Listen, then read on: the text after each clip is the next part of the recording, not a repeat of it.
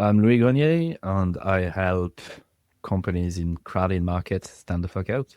You jokingly, or maybe not jokingly, call yourself a recovering Frenchman, and you moved to Dublin like 15 years ago or so. I want to know what moved you there? What moved you to Dublin? It was for an internship originally. So I had done 3 years of school of engineering. The last of the 3 years was in Wichita, Kansas for 1 year. And I was supposed to go back to France to do 2 more years of that. And I hated it with every fiber of my being, as they say, because then I had discovered like business marketing from friends of mine in Kansas who was studying the all the stuff, and I was reading their course, saying, "Fuck, I wish I was in that too." So I quit, and then I did this one kind of year in a business school in Clermont, where I'm from in France.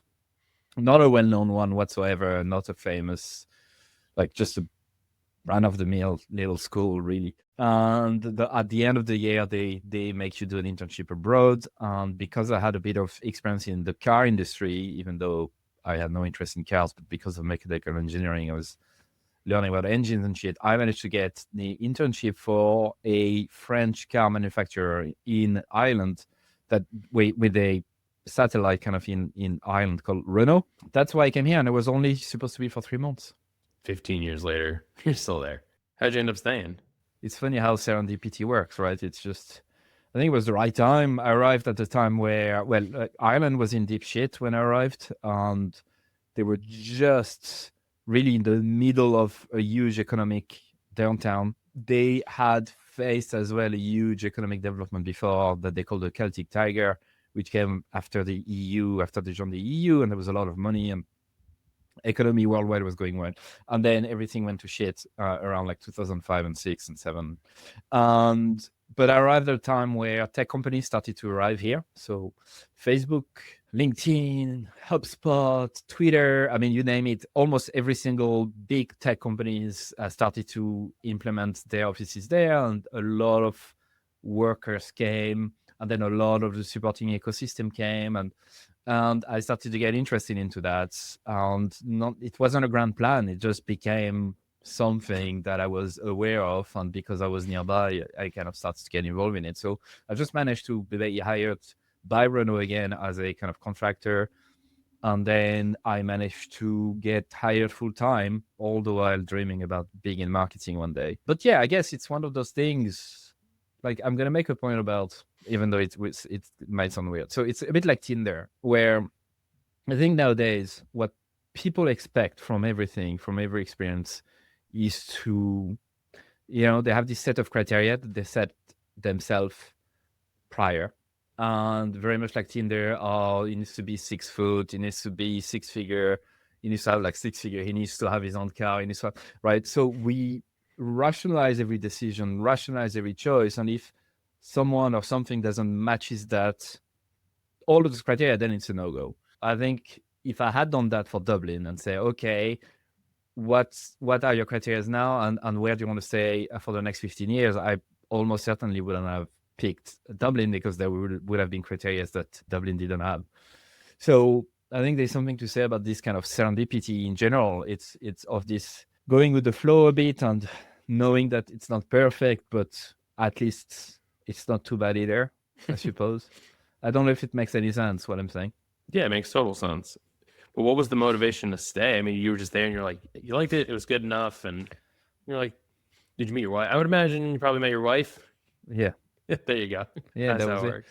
But plus, I love working. Like, I think the being in Ireland gave me this the extra incentive to really become proficient in English, and work in English and learn my craft in English, and where like the market was, in marketing in particular, where everyone must speak English, and the big thinkers in marketing are speaking English. The best books are written in English, so it was a nice thing like to happen. And yeah, I met my now wife, and we discussed initially when we met, like whether we would be moving, and she made it clear she didn't want to move. She has family here, and took me a while to update my brain about it, because it's I had two phones still. I had the French number, the Irish number, and it's like you don't know where you belong. Is your home in France? Is your home in Ireland?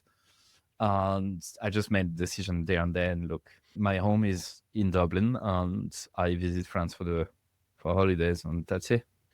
You've talked about how you've burned through a non-trivial amount of money, like 20 grand to start your first agency. And after a year and a half, you burned out. How did you go from there, like marketing intern with this car company, to starting your first agency?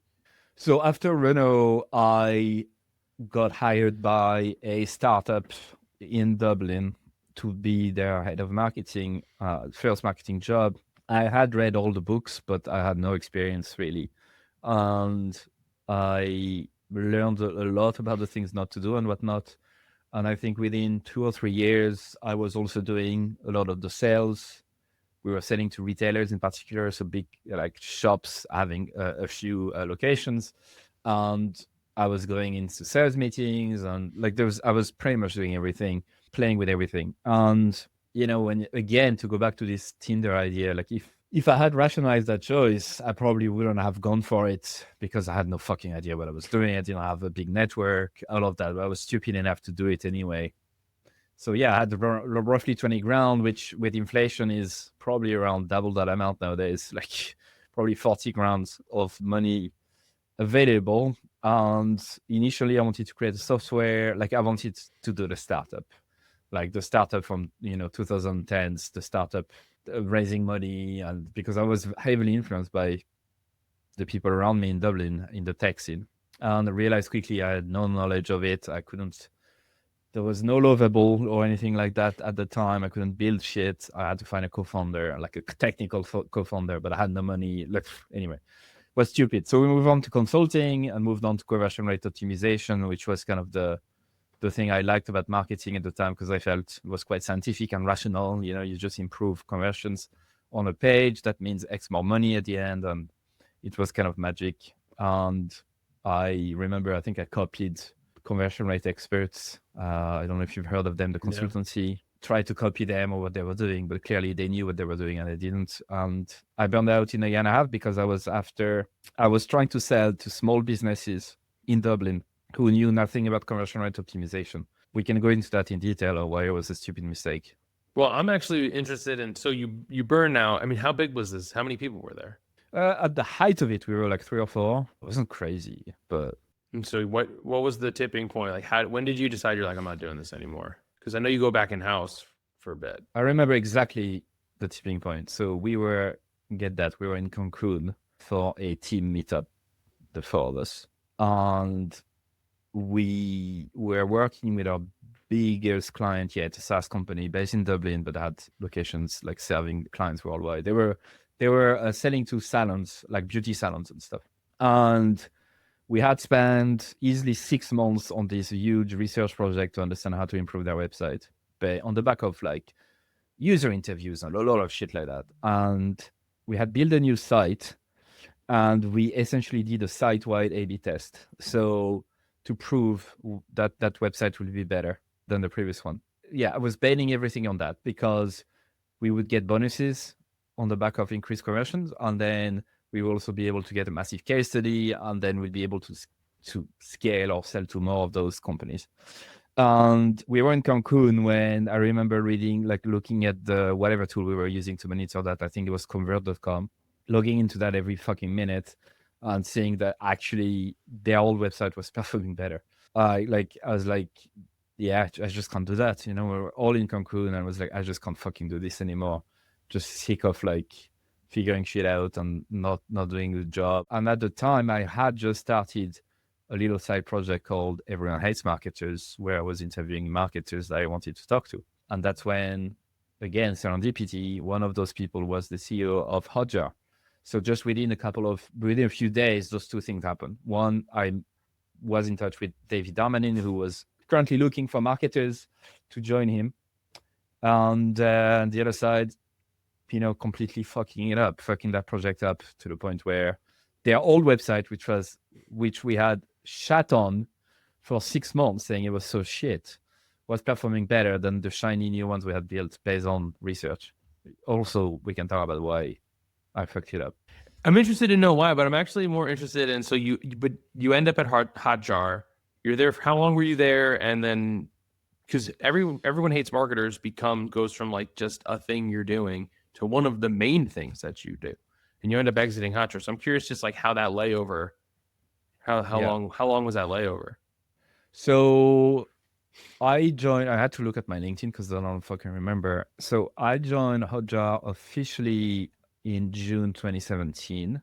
Everyone Hates Marketers had started 3 months prior. So essentially, Everyone Hates Marketers became this podcast. I didn't even want it to be a podcast initially. Podcasting wasn't hot as it is now. So I had started just recording conversation on Skype, and I didn't know what to do with them. And then realized, okay, maybe do a podcast. So then I interviewed David Darmanin. Within a couple of weeks, of like realizing I just fucked everything up in my agency.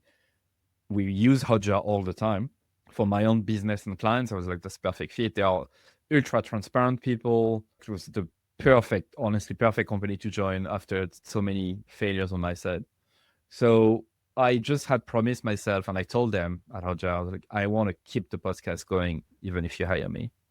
I'm not going to stop this, because I knew then I had learned from the agency that I wanted to build a network, I wanted to build a reputation, and I didn't want to go cold again. Like if I were to restart a business, which I was pretty sure I would in the future. So I just ran the two concurrently, and I had this kind of split personality disorder too. Like I was kind of behaving certain way at Hotjar. I felt I couldn't 100% be myself because I had to blend in, and obviously I couldn't blend in that well, but still I was 100% there. And yet for the podcast, that was clearly like the thing I was thinking about the most. I didn't have much time to do it. So like it took me 4 years and a half to say, listen, let's make a business out of that. So the last year at Hotjar, I started to work through, okay, what is the thing that I want to specialize on based on the network I have, where I have a bit of reputation, authority. And that's when I decided to sell this cohort-based course called Stand the Fuck Out, which was at the height of COVID, which was when everyone was on their fucking computer at home, not knowing what to do with money to spare. And so it sold like hotcakes for a while. And I thought I was so clever. So yes, I think the second cohort, we sold like 60 grand worth of seats with just one email, essentially, and a small enough email list. I think I've tried to do the exact same thing today. No way, Jose. Impossible. Yeah, I mean, stand the fuck out. Basically, so when you left Hotjar, you went full time on stand the fuck out. It was like the height of COVID, basically. Yeah. Well, how did you end up exiting, like officially exiting Hotjar and deciding, like, what was the turning point for you there to like, all right, I'm going all in on this thing? My own confidence and belief in myself started to erode over time. As I told you, like the split personality thing, it was a difficult, like I had beliefs about marketing, about what I wanted to do, and I tried to apply that inside Hotjar, and it wasn't my business, and I couldn't just do everything I wanted to do, obviously. But I just felt like, after a while, when you're like playing so hard to be something that you're not exactly, like when you fight your own story, when you fight against your own story, in a sense, against your own beliefs and shit like that, after a while it just drains you to the point where you have nothing left. So it was obvious that I was starting to clash with the founders about like not exactly being on the same wavelength about stuff. And we had talked about me becoming a potential on the path to becoming the CMO there, and I just didn't see myself leading a team. I didn't feel like it was my thing. And so they knew that I was 100% in there. And yeah, so it just was, I don't think it could have lasted that much longer, because it became untenable to have those two roles. And so I had to double down on the only thing I had left. It's interesting you call it the only thing you had left. I feel like you had a lot, because I'm sure there was some overlap while you were at Hotjar and you sold that course and you were like, oh, like we can No. make some money. Oh, no. No, because so that's the other thing is, like with Hotjar, they were supportive initially with the side project and stuff, but like it was quite blurry and gray in terms of how much of a side project are you able to run? Can you make money off of it? And it turned out that you couldn't really make money off of it. Like it was just a gray area type thing, and I knew they weren't super comfortable with me running Everyone Has Marketers. At one point, we were buying sponsorship for podcast for Hotjar, and I had said, like, listen, you could potentially like sponsor mine. Like, I mean, it's marketers use us. And I remember like the conversation being very weird and awkward. And like they just didn't want to give me money for that side project. So no, I couldn't really do anything. The only thing I could do was to validate it, like to be very covert about it and see whether there was demand for that thing. And then once I had no choice but to leave because I wanted to make money, then I had to take the plunge. And I remember being extremely anxious about it. Why are you so anxious about it?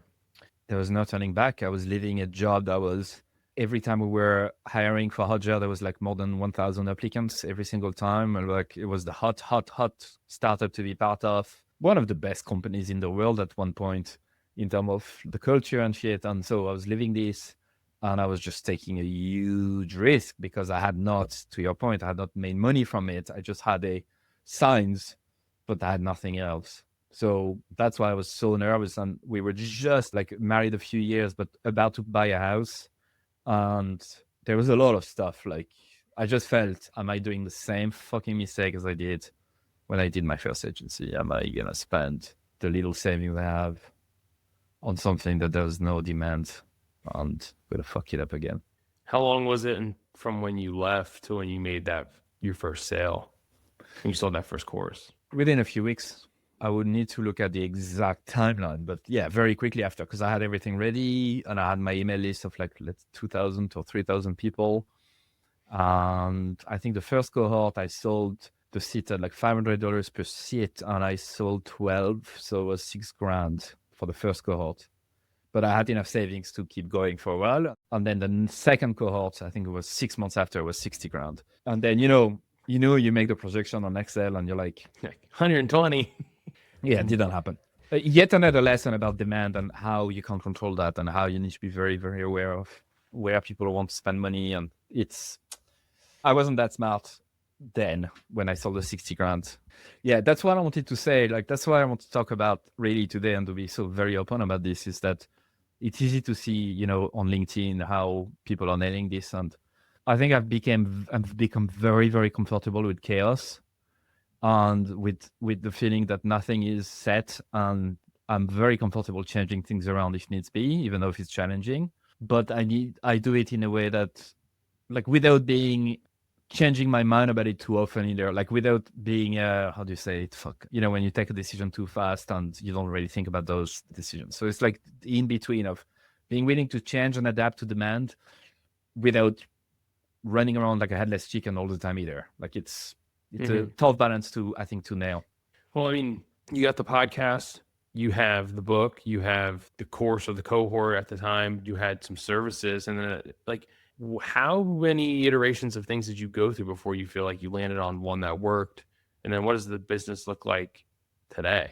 A lot of iterations. So the first thing was, I was running Everyone Hates Marketers, and at the time I didn't want to take any sponsorship because I didn't want it to become a salesy American podcast about marketing, right? I wanted to keep this edge, not being influenced by any brands and stuff. So there was no money there. The only thing was the cohort-based course. So we sold 1, 2, 3, 4 cohorts total. So I thought, honestly, after the second cohort, I was like, this is it. Great stuff.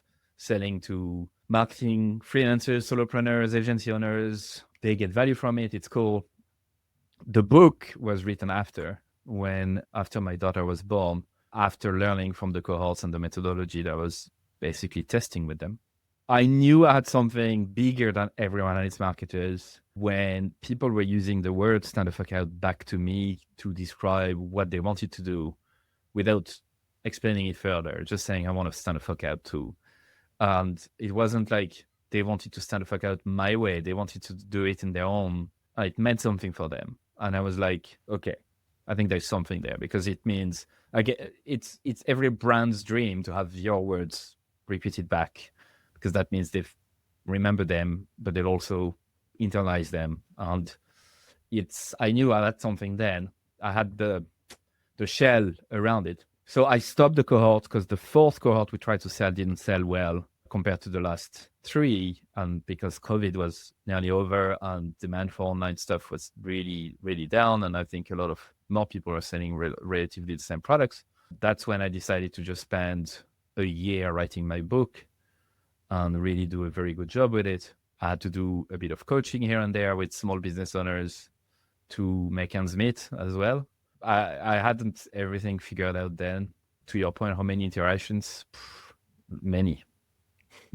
But I think the core of it was always there, which is why it's important to talk about. It wasn't different businesses altogether. It was the concept, the philosophy was there, and it was more the business model inside that changed a bit.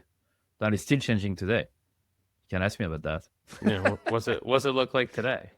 So as of today, as time of recording, it's Thursday, the 12th of March, 2026. I'm saying this because things will change next week. So at the minute, the book is one revenue stream, albeit extremely small. We have the Roost, which is a membership for marketing business owners, solopreneurs, freelancers, small agency owners in the marketing space. We have around 140, 150 members. At the height of it, we had 200 plus, each paying us $29 or $19 a month, depending on the tier. So very affordable, which was kind of the point. And then consulting for tech companies to help them start a fuck out. Also sponsorship on my newsletter, LinkedIn. And I think those are the top 4 revenue streams that we have now as of today. So the community with the Roost is, it makes, 140 paying members. It's just $3,000 a month. Nothing really crazy. It's not paying it's paying some of the bills, but the consulting work, I'd imagine, is probably the majority of the business. Yeah. Again, first month of launching the Roost, I thought I was a fucking genius again. And, there we go. We just need to put the figures on Excel and look how much we could make. I have 2 rose bushes in my garden. And it's like every early spring, you cut all of the branches and you leave the strongest one and then you let them grow again. And I feel it's a bit like that. I have a tendency to do this, which I'm fine with, which is you test things out, you put feelers out, the branches grow and then you realize, well, no, this one has to be cut and that's okay. So it's expanding, learning from it, reducing shit, expanding, learning from it, reducing.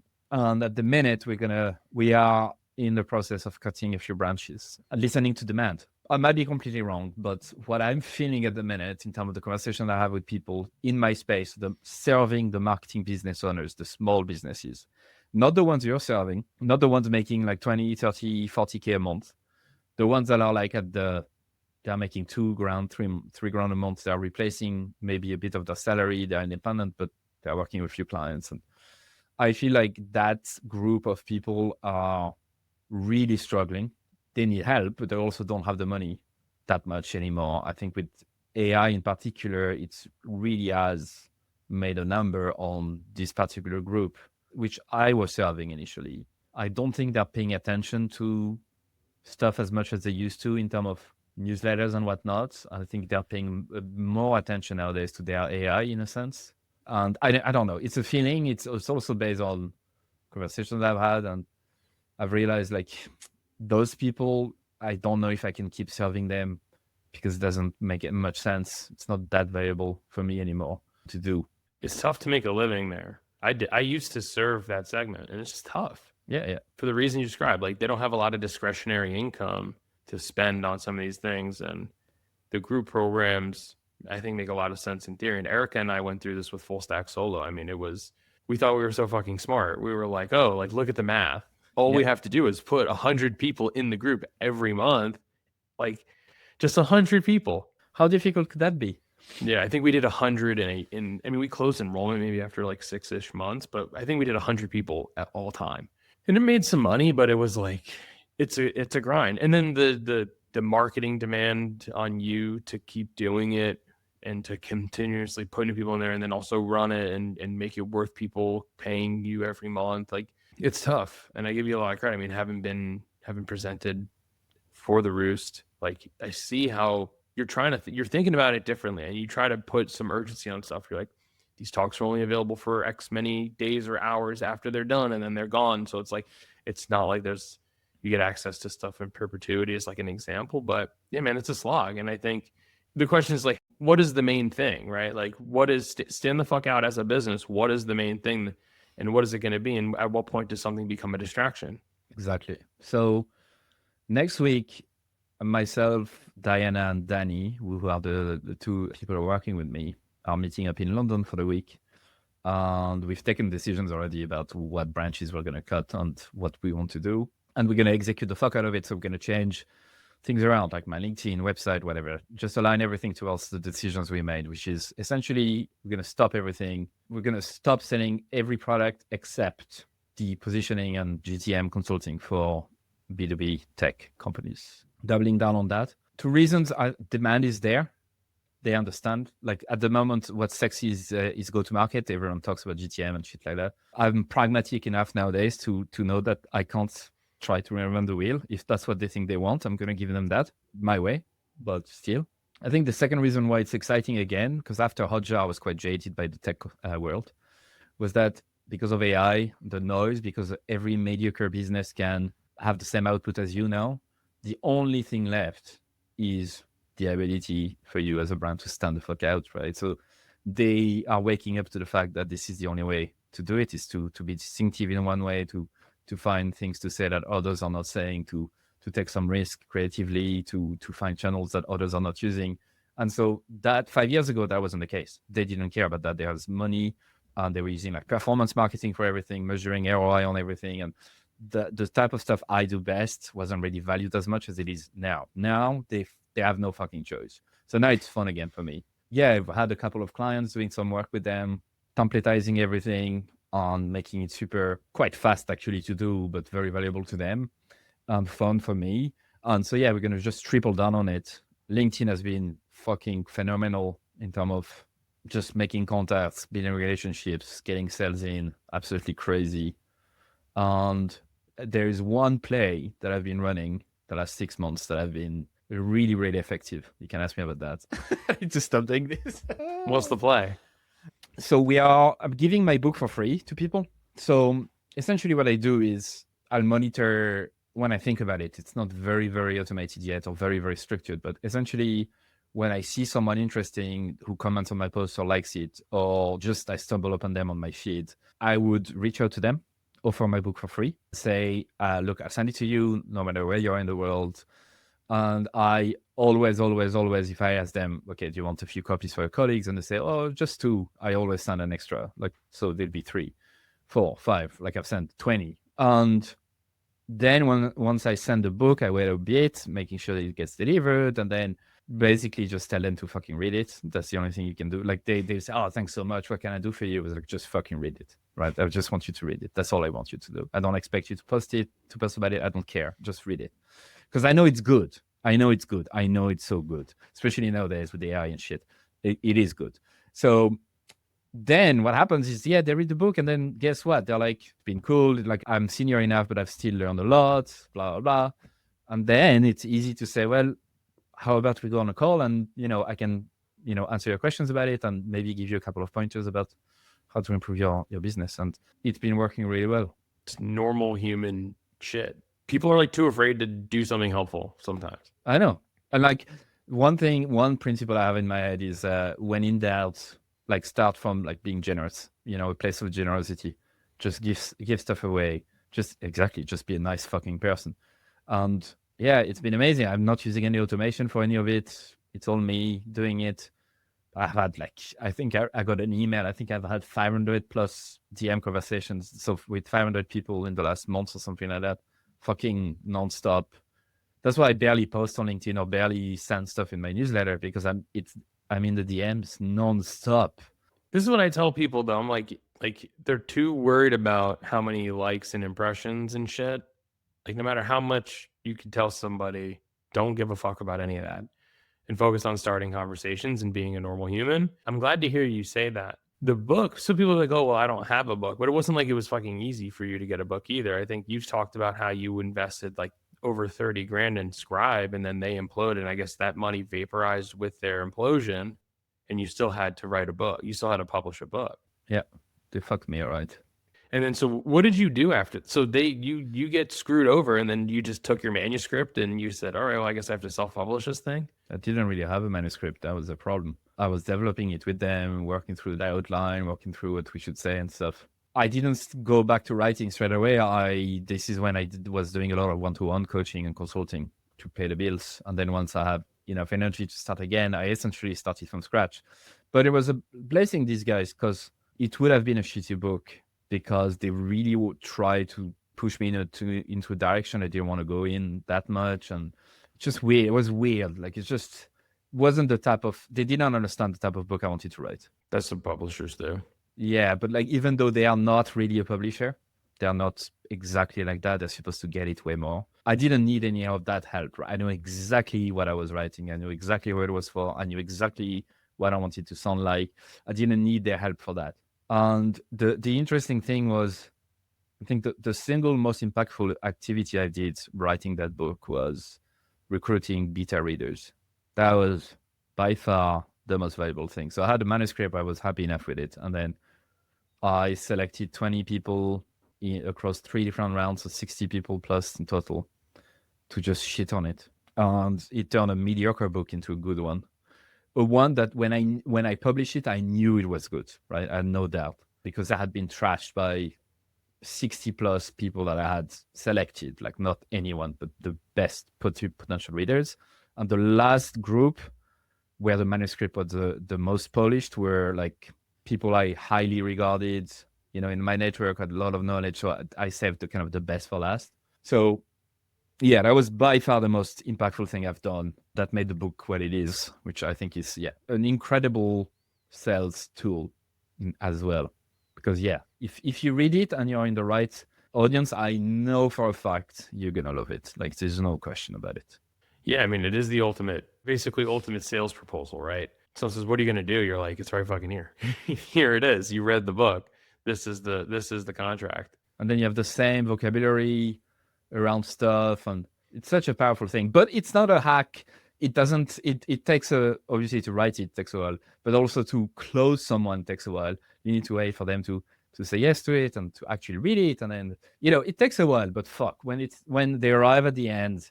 Yeah, it's compound marketing at its finest, because it's not like you're not writing the next Atomic Habits where you're going to sell 1 billion copies. In fact, you don't write the book to make any money at all. You lose money on the book in a lot of ways, and that, like, you're buying a bunch of copies to give away. The funny thing is, the more I send books away for free, the more I sell books, because people talk about it. So it pays for itself.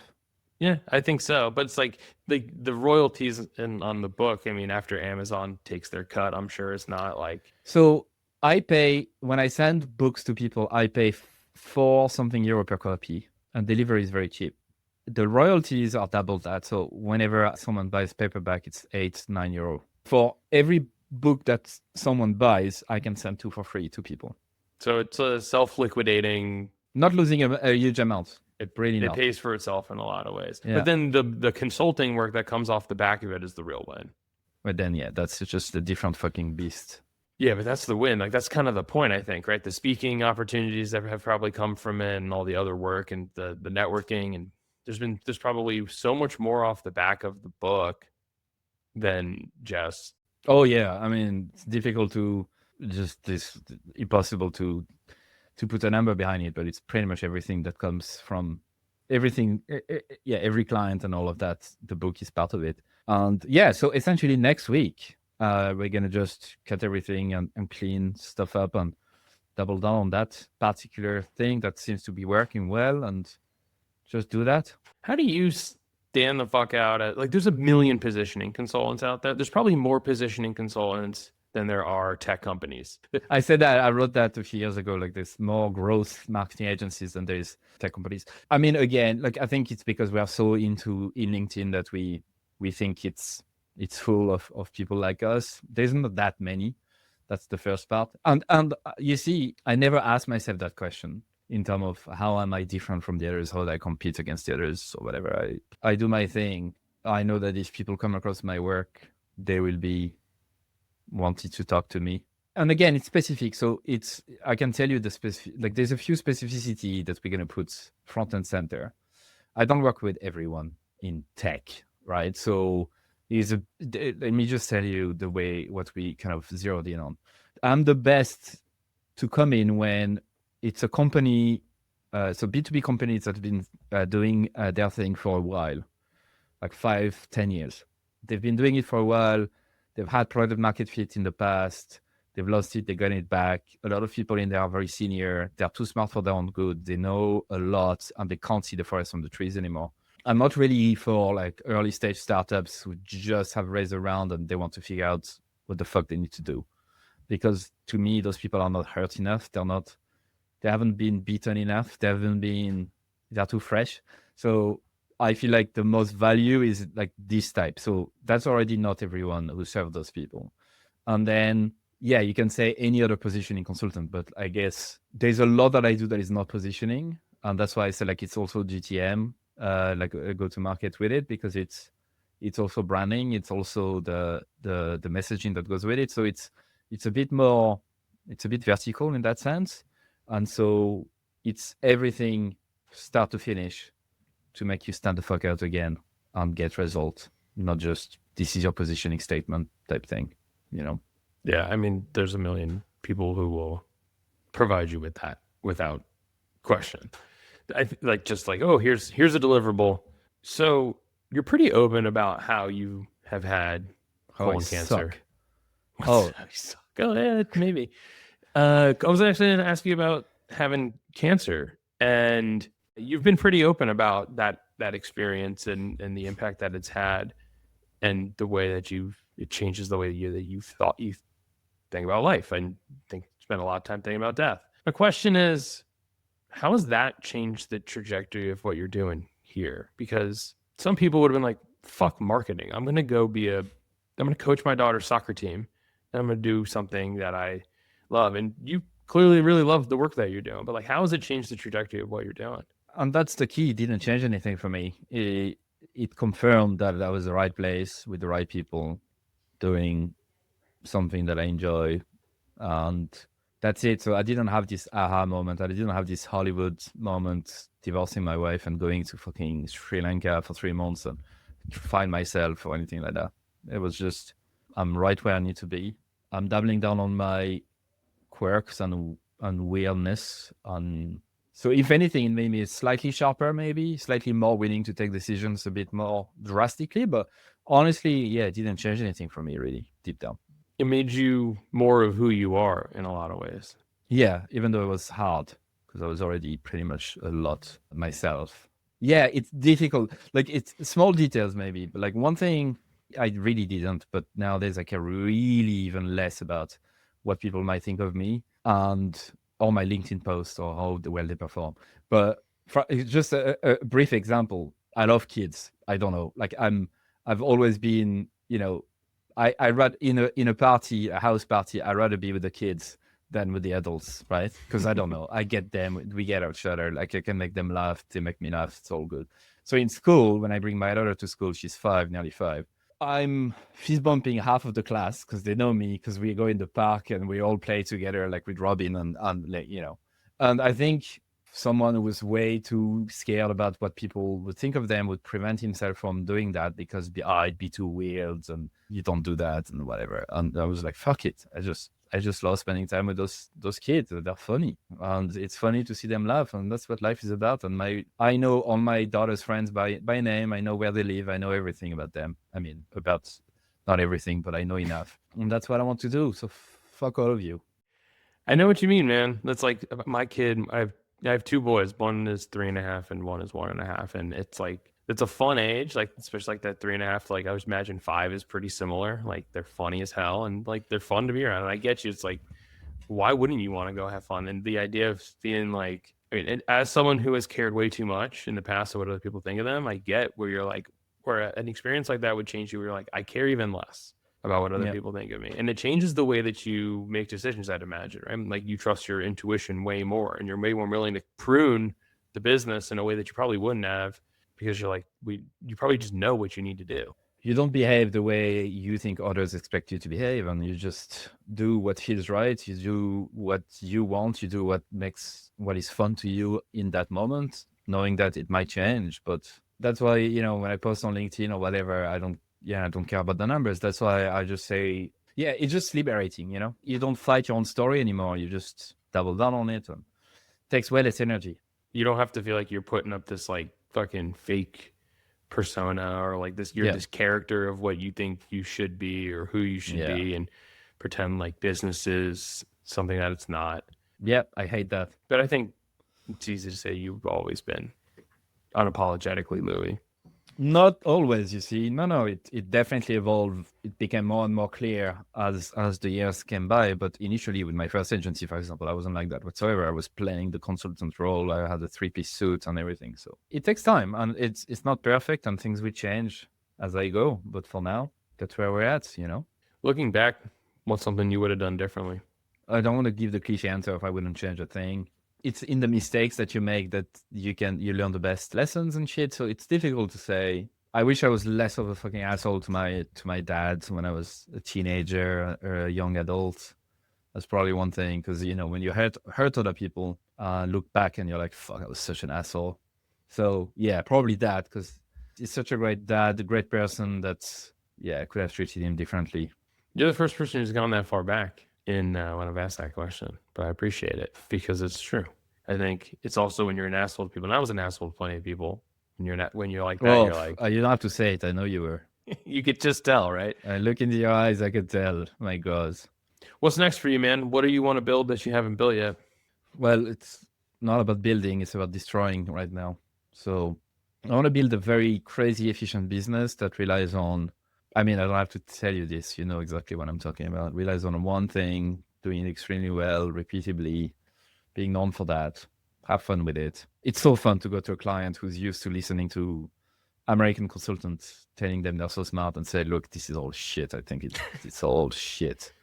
This won't work. It's fun. Because American consultants are playing consultant, and you're like, I'm not gonna filter it for you. I'm being very, very, very racist and pedant. Like it's a cliche, but yeah, it's. Yeah, I found it. I'm American. It's cool. I've found it myself, and I think a big value is when someone won't sugarcoat that bullshit for you. Yeah, and then you need to be able to back it up with actual proper recommendation and implementing stuff that works. But it's fun. It's fun to just be very honest and clear, because that's what they pay you for. I'm excited for you, man. Thank you. I'm excited to see how Stand the Fuck Out evolves and what you prune and when you relaunch. So, dude, thank you so much for coming and jamming with me, man. It's been a ton of fun. I know more people feel seen because of it, so I appreciate that. Well, thank you for having me, and thank you for asking great questions and actually listening. I try.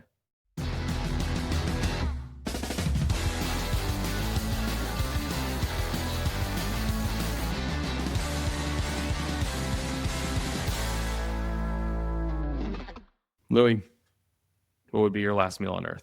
Something that makes me feel something more than the meal itself. Like in French, you say la Madeleine de Proust, the Proust Madeleine, which is like from a book where talking about how eating a little Madeleine, this kind of like sugary little treat, brings back a lot of memories and stuff like that. And I think there's something to be. So what would I like to, essentially rephrasing the question to what would I like to remember before I die? Which, funnily enough, I had a lot of time to think about death recently because, being diagnosed with colon cancer and all of that, I did think about it a bit more than your average 30-something years old. And like a simple meal that reminds me the time that I have spent with my daughter and my wife. So probably simple, something that the three of us enjoy. Maybe pasta, just basic pasta. Because Robin loves pasta, and I love pasta too. Just what do you put on it? Are you sauce? Are you a butter, an oil, or so, like what's your dressing? One of my favorite thing is the classic carbonara. So where you use the egg yolk with actual fresh Parmesan, and you fry it's not pancetta, it's a different name for it, but you fry the actual. It's not lardons either. There's a name for it in Italian. You do it properly. You don't need any cream or anything like that. Oh my God, it's so nice. That's my favorite. Parmesan I just love Parmesan. Could put it on anything, man. I put my Parmesan on chocolate cake if I could. Amen to that, man. All right, I'm in. I like it. What's yours? What's that? What's mine? Yeah. What's your last meal? Ooh, you know, I don't ever I don't think about the last meal like I'm gonna die. I always think about it like we're moving to Mars. Like we're leaving the planet. Right. And so they don't have, they don't have cows and chickens on Mars, so I wouldn't be able to get that there. Is the way that I think about it. But I like yours is like the meal triggers a memory. And so I'm going to take your cue and I'm going to say that we make something so basic here. And I have two young kids, 3.5 and 1.5. And so we make them homemade like chicken tenders, just like we batter them and shallow fry them here. And they love them. And it's just like the process of making them is fun. And the kids just have a blast. And so, yeah, that would be it. That would be the last meal. I like it. I like the approach.